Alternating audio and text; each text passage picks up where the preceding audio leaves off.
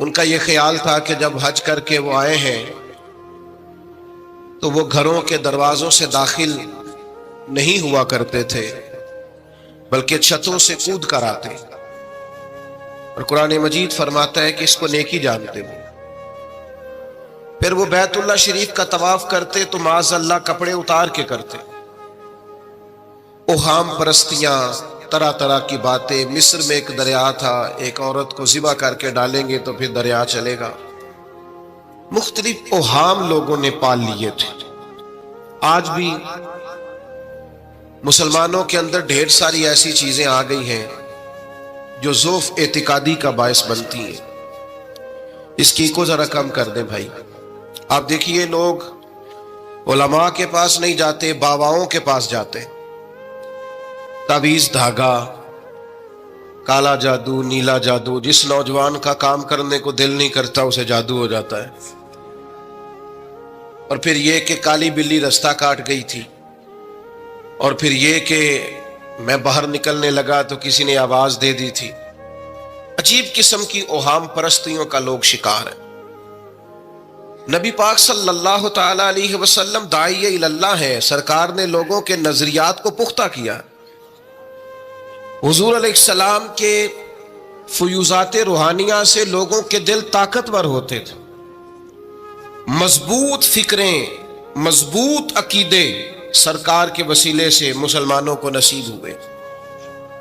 ہم جیسے جیسے دیکھیں نا، تصوف اور طریق میں آپ کو عرض کروں، صوفیہ کرام کا اصل موضوع عقیدہ توحید ہے، اصل موضوع ان کا ہے۔ یہ وہ لوگ ہیں جو لوگوں کو صحیح معنوں میں توکل کا، صبر کا، شکر کا، قناعت کا، رجوع اللہ کا سبق دیتے ہیں، اصل موضوع ان کا ہے۔ لیکن اب چونکہ صوفیہ کی جماعت میں وہ لوگ اللہ ماشاءاللہ خال خال رہ گئے، اور پھر یہ کہ بیٹھ گئے تعویذ دھاگے دینے والے، زاغوں کے تصرف میں، عقابوں کے نشے من، نتیجہ اس کا بڑا خطرناک برآمد ہوتا ہے۔ مضبوط فکریں، کبھی آپ اس روایت کو دیکھیں اور یاد کر لینا تو یہ بڑا نفع دیتی ہے۔ نبی کریم علیہ السلام نے حضرت عبداللہ ابن عباس رضی اللہ تعالیٰ عنہ سے فرمایا، عبداللہ، ساری دنیا مل کے تیرا بھلا کرنا چاہے کر نہیں سکتی جب تک رب نہ چاہے، اور فرمایا سارے دنیا دار مل کے تیرا کچھ بگاڑنا چاہیں بگاڑ نہیں سکتے جب تک رب نہ، چھوڑ دیں بیٹا آپ، جب تک اللہ نہ چاہے۔ تو پھر رجوع تو اللہ کی جانب کرنا چاہیے۔ نبی اکرم صلی اللہ تعالی علیہ وسلم نے اپنی امت کو توانائی اس بات سے دی کہ اللہ ہمارے ساتھ ہے۔ آپ دیکھیے فکری تندرستی کتنی زیادہ ہے کہ 1000 کے مقابلے میں 313 لوگ ہیں، نہ اسلحہ پورا ہے، نہ گھوڑے پورے ہیں، نہ خوراک پوری ہے، لیکن وہ میدانوں میں اس طرح لڑے ہیں کہ 1000 کو بھاگنے پر مجبور کر دیا۔ وہ ابو جہل نے جب کہا نا جاسوسوں سے کہ جاؤ پتہ کر کے آؤ، تو انہوں نے آ کے کہا وہ تو 313 لوگ ہیں، بچے بھی ہیں، بوڑھے بھی ہیں، چیز کوئی نہیں پاس۔ تو ابو جہل کہنے لگا پھر تو انہیں گھوڑوں کی پشتوں پر باندھ کے مکے لے جائیں گے، وہاں جا کے دیکھیں گے کیا کرنا ہے۔ تو جاسوس کہنے لگا سردار اگلی بات بھی سننا، ہے تو 313 لیکن جان ہتھیلی پہ رکھ کے آئے۔ جس کے خیمے کے پاس سے گزرے ہیں شہادت کی دعا مانگتے دیکھا ہے، ان کی آنکھوں سے چمکتی ہوئی روشنی اور ان کے لفظوں سے پھوٹتا ہوا ولولہ اور ان کی آوازوں سے نکلتا ہوا دبدبا کسی جگہ بھی انہیں کمزور نہیں ہونے دیتا، ان کے اندر کہیں بھی کوئی کمزوری نہیں آنے دیتا۔ غریبی کا نام لے کے سارا سارا دن پریشان ہونا، غریبی کا نام لے کے اپنے آپ کو مظلوم ثابت کر کے لوگوں کو مدد پر اکسانا، بندہ مومن کا یہ طریقہ نہیں ہے۔ اپنی توجہ اللہ کی جانب کرے، نبی رحمت علیہ السلام کی بارگاہ میں استغاثہ پیش کرے، لیکن دنیا داروں کو مائل کرنا، لوگوں کی جیبوں کی طرف دیکھنا، یہ مومن کی شان گردن کو جھکا دیتا ہے۔ خیرات کا پتھر جہاں میں مانگنے والوں کے سر کبھی اونچے نہیں ہوتے، اور غیرت ہے بڑی چیز جہان تگو دو میں. بھائی آپ طاقتور بنے. دیکھیں نا، ایک نوجوان نے آ کے حضور کی بارگاہ عالی مرتبت میں عرض کیا تھا، یا رسول اللہ صلی اللہ علیہ وسلم غریب ہوں، کچھ دیجئے. تو حضرت جابر ابن عبداللہ رضی اللہ تعالیٰ عنہ فرماتے ہیں، ہم نے حضور سے بڑا کچھ سنا، یہ لفظ نہیں، لفظ لا، یعنی میرے پاس نہیں ہے، یہ ہم نے حضور سے سنا ہی نہیں. ایسا کوئی محبوب کہیں ہوگا نہ کہیں ہے، بیٹھا ہے چٹائی پہ مگر عرش نشیں ہے، اور ملتا نہیں کونین کو کیا کیا تیرے در سے، بس ایک لفظ نہیں ہے جو تیرے لب پہ نہیں ہے.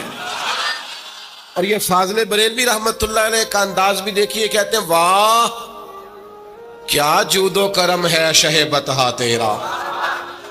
اور یہ ذرا دیکھیے شعری ذوق دیکھیے، واہ کیا جود و کرم ہے شہ بطحا تیرا، نہیں سنتا ہی نہیں.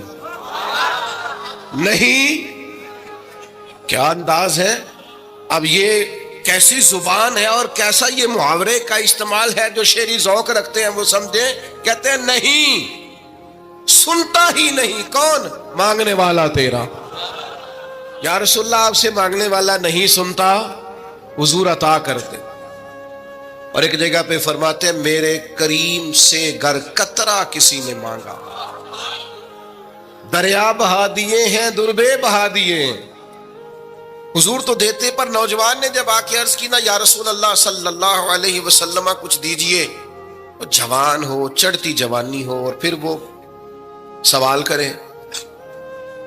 ہمارے ساتھ ایک دوست پڑھا کرتا تھا، یہ 3 مہینے کی چھٹیاں ہوتی تھی تو وہ مستریوں کے ساتھ مزدور لگ جاتا. ہم نے اسے کہا، یار تو مطلب 9th 10th کے اندر مزدوری کرنے جانا؟ تو کہندا سی، یار میں قد میرا ایڈا بڑا ہے، ان ابا جی کو مانگ دیا شرم آؤندی. یہ سوچ نوجوانوں میں پیدا ہونی ضروری ہے. اب میں ابا جی سے مانگوں؟ مجھے تو دینا چاہیے. اس نے آ کے عرض کی، یا رسول اللہ صلی اللہ علیہ وسلم کچھ دیجئے. تو حضور فرمانے لگے، تیرے پاس کچھ بھی نہیں؟ اس نے کہا، ایک پیالہ ہے میرے پاس گھر میں اور ایک کمبل ہے. اتنا غریب بندہ ہے کوئی محفل میں جس کے گھر میں ایک ہی پیالہ ہو، ایک ہی کمبل ہو؟ کوئی بھی نہیں اتنے بڑے مجمع میں.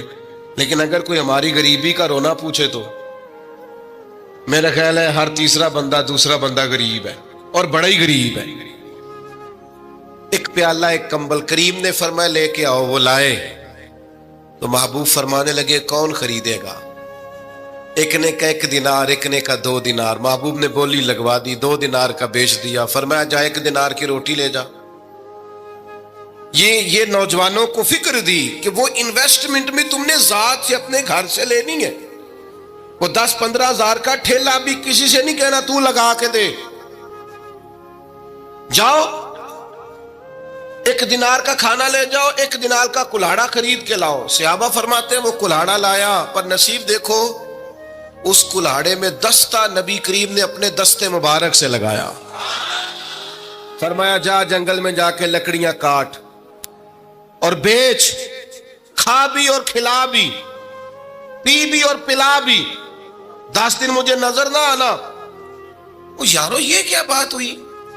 مایوس رہنا، کمزور رہنا، فلانے نے میرے ساتھ تعاون نہیں کیا تو میں پیچھے رہ گیا، فلانے نے ہاتھ نہیں پکڑا. تو اپنی دنیا آپ پیدا کر. اگر زندوں میں خود جد و جہد کر، میدان میں اتر، ہمت کر.